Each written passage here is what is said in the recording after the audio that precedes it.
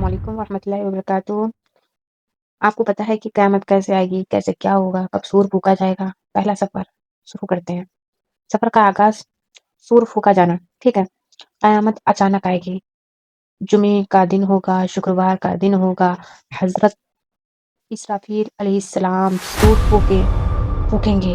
پہلے ایک ہلکی آواز ہوگی جو دھیرے دھیرے اتنی تیز اور بھینکر بھیانک ہو جائے گی کہ اس کی شدت سے لوگ مرنے لگیں گے، اس قدر گریں گے جیسے مکھی مچھر مر کے گرتے ہیں۔ اتنی بھیانک آواز ہونے لگے گی سور کی، کائنات کا نظام بھاڑ کا سنتلن درم برم ہو جائے گا، پہاڑ روئی کی طرح اڑنے لگیں گے، سمندر آگ بن جائیں گے، سورج اور ستارے اپنی چمک کھو دیں گے۔ انت میں موت کے فرشتے آئیں گے، سہت ہر مخلوق فنا ہو جائے گی، فنا کر دے گا اللہ، ہر چیز کو فنا کر دے گا، ختم ہو جائے گی، اور صرف اللہ کی ذات باقی رہے گی۔ اللہ ہمیشہ سے اور ہمیشہ رہے گا۔ دوبارہ زندہ کیا چیز دوبارہ زندہ کی جائے گا؟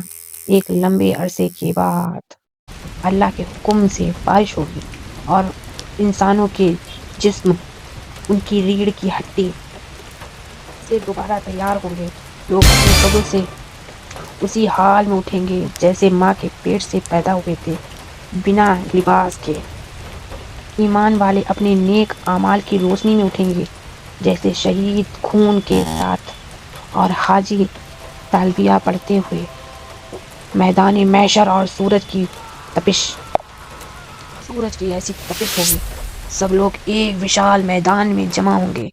سورج بالکل قریب 1 میل کی دوری پر آ جائے گا۔ تپش اتنی ہوگی کہ لوگ اپنے گناہوں کے حساب سے پسینے میں ڈوبے ہوں گے۔ اتنی تپش ہوگی کہ لوگ اپنے گناہوں کے حساب سے پسینے میں ڈوبے ہوں گے۔ جیسے جس کے گناہ ہوں گے ویسے وہ پسینے میں ڈوبا ہوگا۔ کسی کے ٹخنوں کے تک تو کسی کے گلے تک پسینے میں ڈوبا ہوگا۔ یہاں تک کہ یہاں انتظار 50,000 سال لمبا ہوگا۔ پیاس اور بھوک کی شدت سے لوگ بے حال ہو چکے ہوں گے، اتنی شدید اور پیاس اور بھوک ہوگی، اور لوگ 50,000 سال تک کھڑے رہیں گے۔ شفاعت کبریٰ، سفارش کا انتظار۔ لوگ سفارش کریں گے، بڑے بڑے نبیوں کے پاس جائیں گے کہ میرے گناہ معاف کروا دیں، اور اللہ اتنے شدید اس دن غصے میں ہوگا کہ نہ تو کبھی اتنا غصے میں کبھی ہوا ہوگا، نہ کبھی ہوگا۔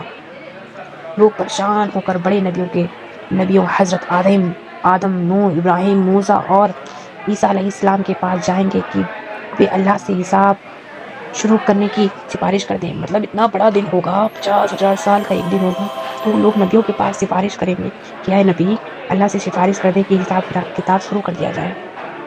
تمام نبی اپنی فکر نفسی نفسی نفسی کا عالم ہوگا، نفسی نفسی کریں گے اور مجبوری ظاہر کریں گے۔ ہر نبی اپنی مجبوری ظاہر کرے گا، نفسی نفسی کا ماحول ہوگا۔ انت میں لوگ نبی کریم حضرت محمد صلی اللہ علیہ وسلم کے پاس آئیں گے، اور آپ صلی اللہ علیہ وسلم سجدے میں گر کر اللہ کی حمد بیان کریں گے، پرشنسا کریں گے، اور آپ کو سفارش کا ادھیکار دیا جائے گا۔ اللہ نے آپ کو سفارش کی ادھیکار دیا ہے، تب آپ اللہ سے سفارش کریں گے، اے اللہ امتی امتی امتی۔ جب اللہ کے نبی سفارش کریں گے تو اللہ کا غصہ ٹھنڈا ہوگا، حساب کتابیں اور گواہی کا ماحول ہوگا۔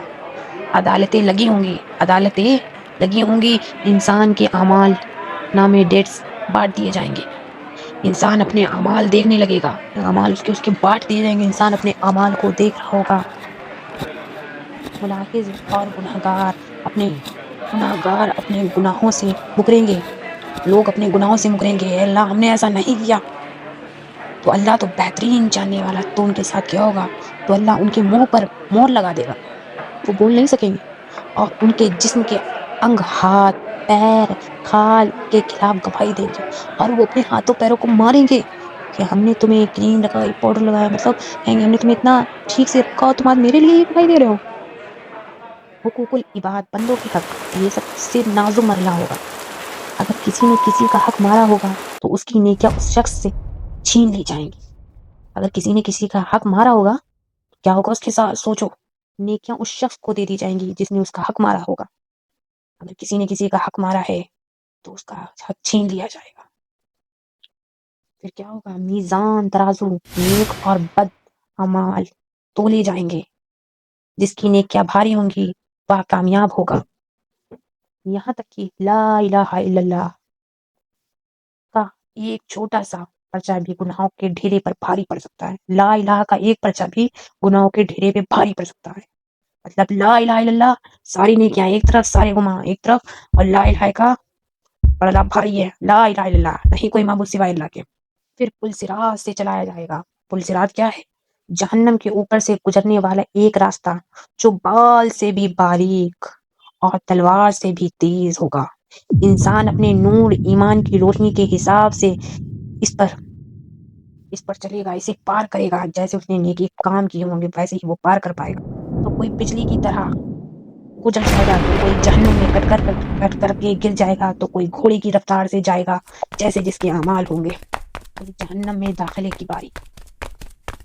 پل صراط پر پار کرنے کے بعد مومنوں کو دلوں کو صاف کیا جائے گا، اور پھر نبی صلی اللہ علیہ وسلم کی اگوائی سے جنت کا دروازہ کھولا جائے گا. جنت میں جانے کے بعد بھی نبی صلی اللہ علیہ وسلم جنت میں جانے کے باوجود بھی اپنے گناہگار امتی کی فکر کریں گے اور بار بار اللہ سے انہیں جہنم سے نکالنے کی سفارش کریں گے. نصیحت: اسے پوری بیان کا مقصد یہ ہے کہ انسان دنیا کی اس چھوٹی سی زندگی میں اپنے اعمال کو سدھارے، دوسرے کے حق نہ مارے اور اسے پر بڑے تیاری کرے جہاں کوئی کسی کا مددگار نہ ہوگا سوائے اس نیک اعمال اور اللہ کی رحمت کے. اللہ سے سفارش کریں، اللہ سے دعائیں کریں، اے اللہ ہمیں قیامت کے عذاب سے، قبر کے عذاب سے اللہ تیری پناہ ہے. اے اللہ ہمیں معاف کر دے. اے اللہ ہمیں جنت الفردوس عطا فرما. اے اللہ ہم اس قابل تو نہیں ہے، اللہ تو ہمیں معاف کر دے. اللہ ہماری مغفرت فرما. اللہ میرے والدین پر رحم کر. آمین.